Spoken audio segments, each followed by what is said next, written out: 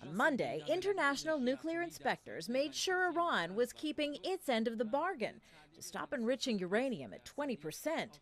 Now it's looking to the international community to live up to its own commitments. The Islamic Republic of Iran has taken the measures according to the commitments made in the agreement.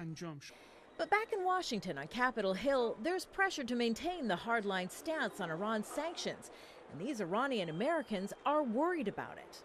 They want all 100 members of the U.S. Senate to know they're against new legislation that calls for further sanctions on Iran. The sanctions would see the U.S. financially and military back an Israeli-led attack on Iran if it failed to halt its nuclear program. Iranian Americans are very opposed to war. They see a potential opening for a diplomatic resolution between the U.S. and Iran. And they also see that the Senate is potentially going to torpedo that with this new sanctions bill. If passed, it threatens to undo the interim nuclear deal struck in November in Geneva. The agreement now being implemented pledges to ease sanctions for 6 months in exchange for Iran limiting its uranium enrichment. So why would so many senators want to undermine that progress and put in jeopardy any hope of a permanent deal between Iran and the international community?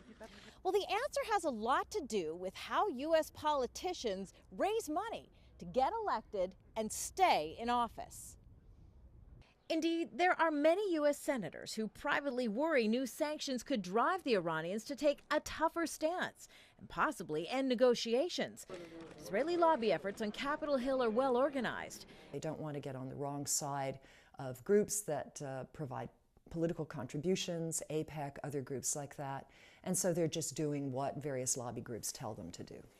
Which is why a majority in the U.S. Senate is ignoring President Obama's appeal to delay any new Iran sanctions, disappointing many in the Iranian American community.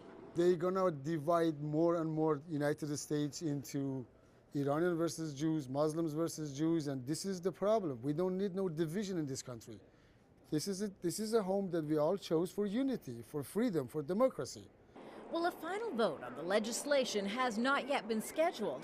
If enough members of Congress back it, the bill may become law, dashing the hopes of Iranian Americans and prospects of improved relations between the U.S. and Iran.